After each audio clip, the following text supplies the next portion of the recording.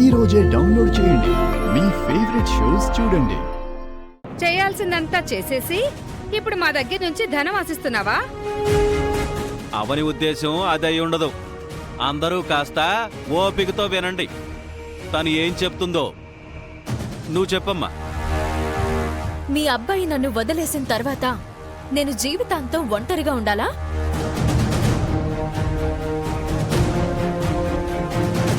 నాకంటూ ఒక జీవితం ఉండకూడదా?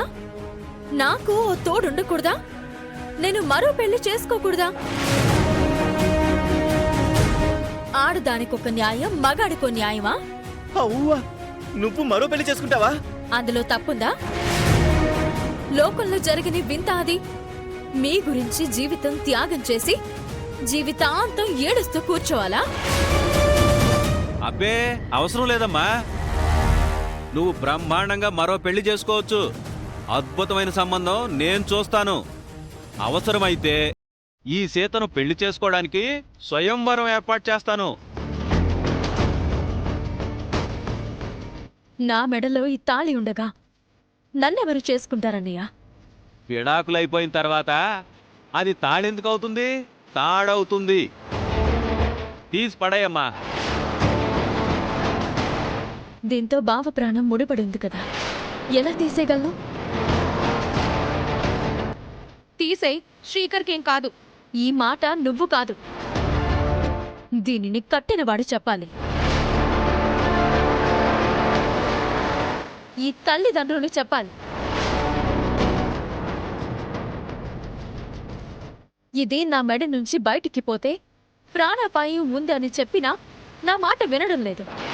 కాబట్టి రేపటి రోజున నాకు ఏం సంబంధం లేదు అని మీరు విడాకులు రెడీ చేయించినట్టు నేను కూడా పేపర్స్ రెడీ చేయిస్తాను. మీరందరూ దాని మీద సంతకాలు చేసివ్వాలి.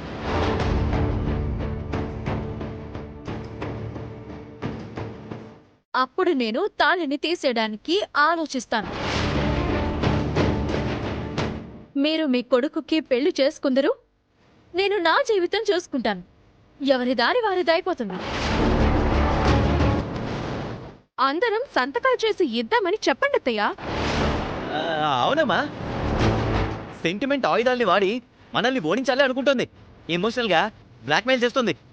సంతకాలు చేసి అవని మొహాన కొడదాం.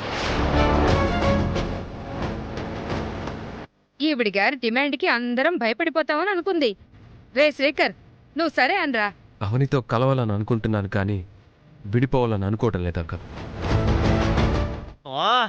వీడొకడు మళ్ళీ మొదటికే వస్తున్నాడు.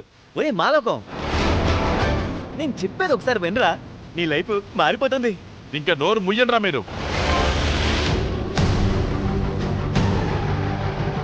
అవని తాళికి శ్రీకర్ ప్రాణాలకి సంబంధం ఉంది అనేది ఎన్నో సందర్భాల్లో రుజువైందని అందరికీ తెలుసు.